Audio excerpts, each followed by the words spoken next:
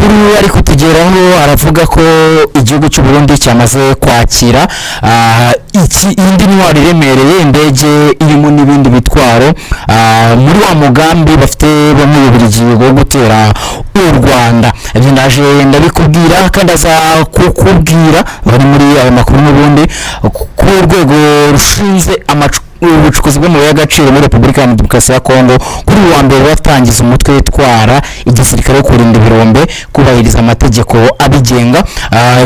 Nabyo ndabikubwira impamvu ese muri iyo mpamvu abarimo umutwe w'abarwanyi ba FCM 23 ndaza kukubwira uburyo ibintu bimeze.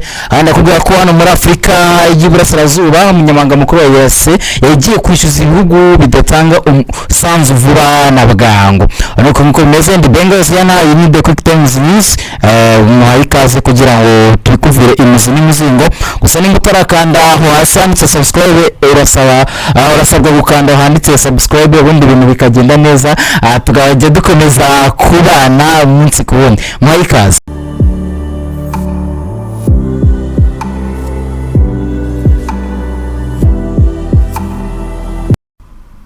Mu cyumweru gishize nibwo hakomeje kuzamuka amakuru avuga ko leta ya Gitega ifite gahunda yo gutera leta ya Kigali, banavuga leta y'u Rwanda, akaba ari umugambi wafatanyijemo n'igihugu cy'Ububiligi, Repubulika ya Demokarasi ya Kongo, Afurika y'Epfo n'ibindi bihugu biri kuvugwa muri uyu mugambi wo guhungabanya umutekano w'u Rwanda kugira ngo bakureho ubutegetsi buyoboye u Rwanda. Amakuru dukesha bwiza.com aratubwira ko leta ya Gitega cyangwa se leta y'u Burundi yamaze kuba yakira indege rutura y'Ububiligi ijyanye izindi ntwaro.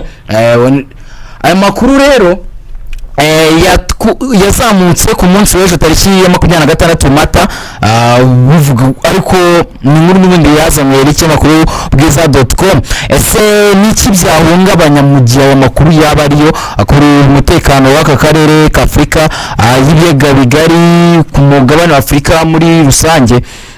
Akarere ka Afurika y'Iburasirazuba na gafite n'ibindi bibazo by'intambara, ko harimo intambara imaze igihe imyaka myinshi ihanganishije umutwe w'abarwanyi ba FCM 23 ndetse na leta ya Kinshasa, hakaza ko harimo n'indi mitwe nka Twirwaneho, harimo u Rwanda rundi ruhangayikishijwe n'umutwe wa FDLR ukora muri Repubulika ya Demokarasi ya Kongo, hakabaho ADF n'ubundi nayo ihunganya umutekano haya muri Uganda, hakabaho Red Tabara n'ubundi nayo ihunganya umutekano w'igihugu cy'u Burundi. Noneho hagahita hazamo n'intambara y'ibihugu ku buryo bweruye. Ibyo ngibyo ingaruka za mbere byagira nuko ya mitwe yitwaje intwaro yahita none ibona icyuho cy'ibihugu bifite kugira ngo ijye guteza umutekano muke, kandi ubona ko imigambi baba bafite atari myiza. Ikindi, leta ya Gitega yaba iguye mu mugambi muhisha w'igihugu cy'Ububiligi.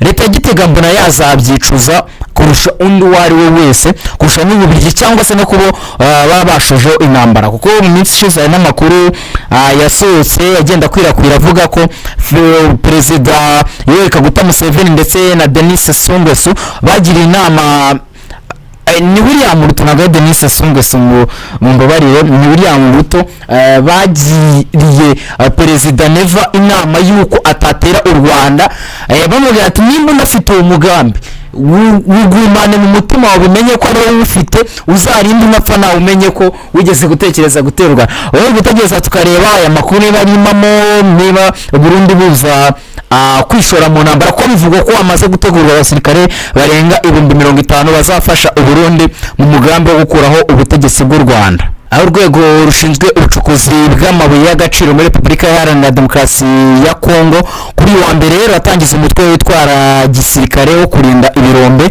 kubahiriza amategeko abigenga no gukurikirana neza amabuye y'agaciro abivamo.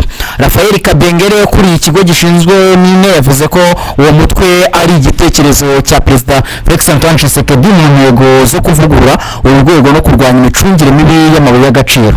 Icyiciro cya mbere cy'uwo mutwe usa n'uwa gisirikare kizaba kigizwe n'abantu bari hagati y'ibihumbi 500 n'ibihumbi 3 biteganyijwe ko bazatangira gukora mu kuboza ubwo ni mu kwezi kwa 12 nyuma y'uko bagiye kubanza gutozwa.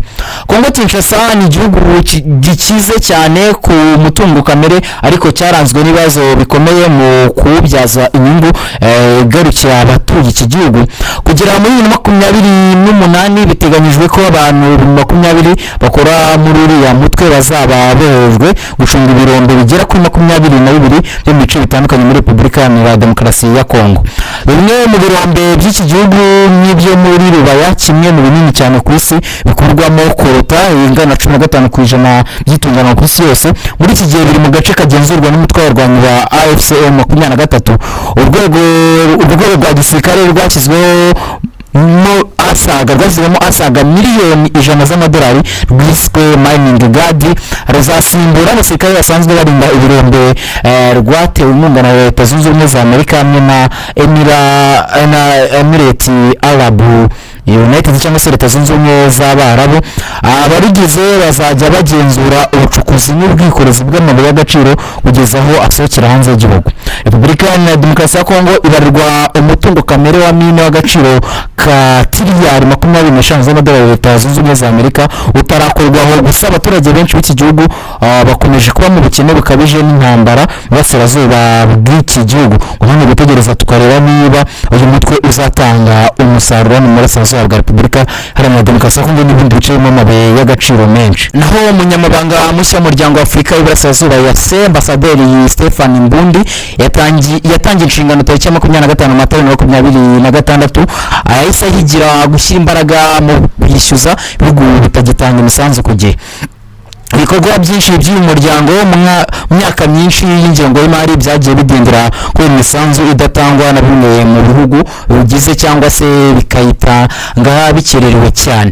EAC igaragaza ko mu bihugu 8 bigize bine ari byo byatanze umusanzu wose bisabwa kugeza mu mwaka wa 2025-2026. Repubulika ya Demokarasi ya Kongo ifite cyane cya miliyoni 27 z'amadolari. Uburundi bufite ikirarane cya miliyoni 22.7 z'amadolari. Sudani y'Epfo ifite miliyoni 21.8 z'amadolari. Naho Somalia yo ifite miliyoni 10.5 z'amadolari. N'amadeni ibihugu bifite cyangwa se birarane. Tariki ya 7/2026 abakuru b'ibihugu byo muri EAC byanzuye ko bitandukanye nuko byahoze ibihugu bizajya bitanga imisanzu itandukanye bijyanye nuko ubukungu bwabyo buhagaze.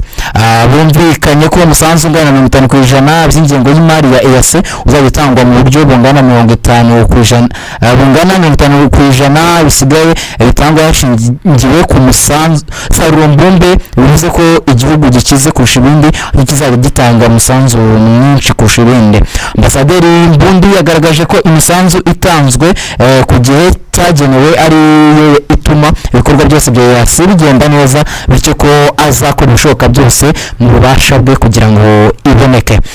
Magambo yagize ati icyambere nshyize imbere no gukora bishoboka kugira ngo ibihugu binyamuryango byubahirize ibyo bisabwa mu rwego rw'imari bitange imisanzu yabyo ku gihe. Ambasaderi Mbundi yagaragaje ko ubucukuzi bukwiye gutera imbere hagati y'ibihugu byo muri EAC, bityo kugira ngo bishoboke azakora ko ashoboye kugira ngo inzitizi zigaragaramo zirimo amafaranga menshi yishyuzwa kuri gasutamo ziveho. Yatangaje ko ibikorwa remezo byubakwa muri EAC bikwiye kwiyongera ariko ko akubakwa bidashobora kwangirika bitewe n'imihindagurikire y'ibihe. Rugaho naho no gutegereza tukareba uburyo ibintu byifashe. Ni The Quick Times News, ngende Benga Oziana, ndagushimiye cyane kukomeje kubana natwe. Wowe utarakanda kuri subscribe jya hasi handitse subscribe ubundi ukandeho ukomeze gusharinga ibiganiro n'amakuru tukugezaho. Igitekerezo cyawe ni ingenzi kandi n'abashaka kwamamaza namwe amarembo arafunguwe. Mujye muza dukomeze kubana amahoro n'imigisha Nyagasani atanga bikomeze bane namwe. Gahunda za The Quick Times News komeze zibanogere.